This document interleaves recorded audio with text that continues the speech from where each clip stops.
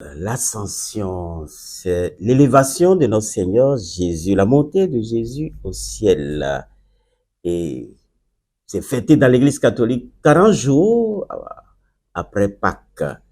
Et avec la fête de l'ascension, une page vient de se fermer définitivement, celle de la présence visible du Christ.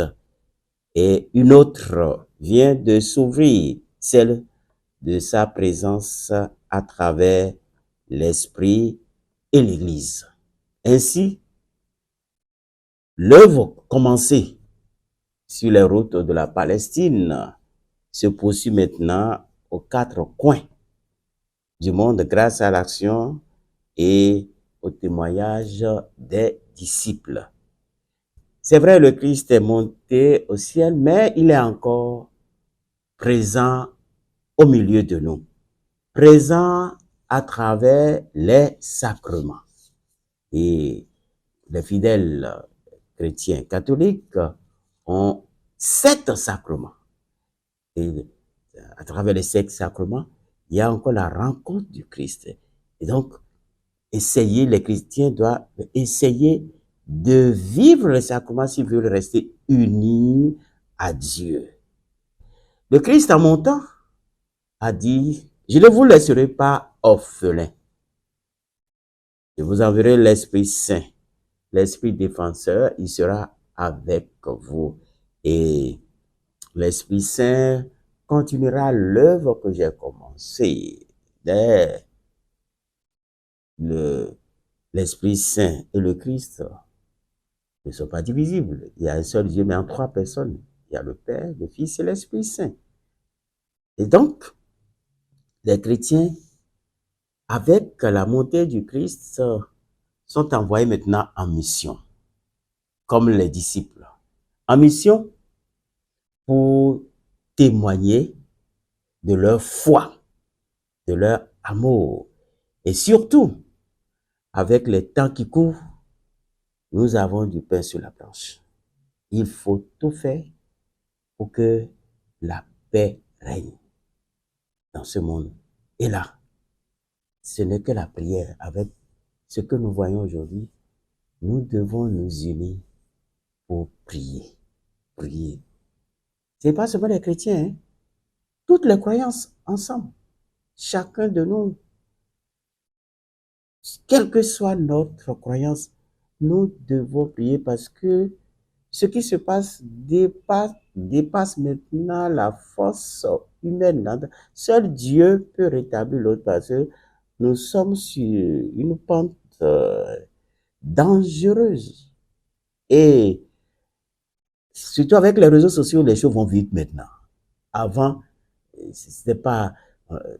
les parents maîtrisaient l'éducation de leurs enfants et puis tout était canalisé. Mais maintenant, avec les réseaux sociaux, mais à peine vous respirez, mais la pression de votre respiration est allée déjà dans le monde entier. Bon, dès qu'il y a un problème, c'est fini, c'est parti. Et avec les réseaux sociaux, on peut en tirer beaucoup de bien au niveau de l'éducation, mais de la même façon, il y a beaucoup de mal parce qu'il y a certains qui en profitent pour mentir ou bien pour désinformer, détruire la formation, détruire l'éducation. C'est-à-dire, c'est terrible. Ce que je vois, moi, je pense maintenant, à l'heure actuelle, je pense que tous les leaders religieux doivent tout faire maintenant aussi pour s'impliquer dans l'éducation via aux réseaux sociaux. Il faut passer par les réseaux sociaux maintenant pour éduquer aussi. Il faudra plus qu'on s'asseye seulement dans nos églises pour dire, ça y est, on fait passer un message, on fait passer la bonne nouvelle. Non. Il faut descendre sur le terrain et annoncer l'évangile avec les moyens du temps. Se servir des moyens du temps pour annoncer la bonne nouvelle. Sinon, on sera dépassé et là, le Christ sera le même, mais la souffrance et puis l'incompréhension. Il y a beaucoup de choses que les leaders doivent revoir maintenant. Avec l'évolution des réseaux sociaux, et il faut que chacun d'eux arrive à s'équiper, à se former à l'utilisation des réseaux sociaux.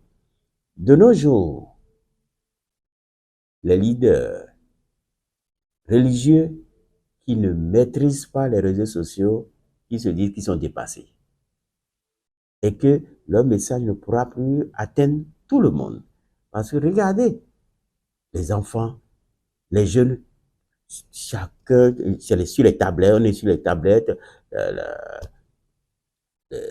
comme on appelle les portables, et puis on est et on passe des heures, des heures, des heures, des heures. Alors, il est temps, il est temps. Et donc, c'est une occasion de vraiment de nous ressaisir. Le Christ est parti, il a l'Esprit Saint, il a soufflé, l'Esprit Saint a soufflé sur les fidèles pour qu'ils aillent annoncer l'évangile. Maintenant, profitons de l'œuvre de l'Esprit Saint, des fruits de l'Esprit Saint pour continuer notre mission de chrétien.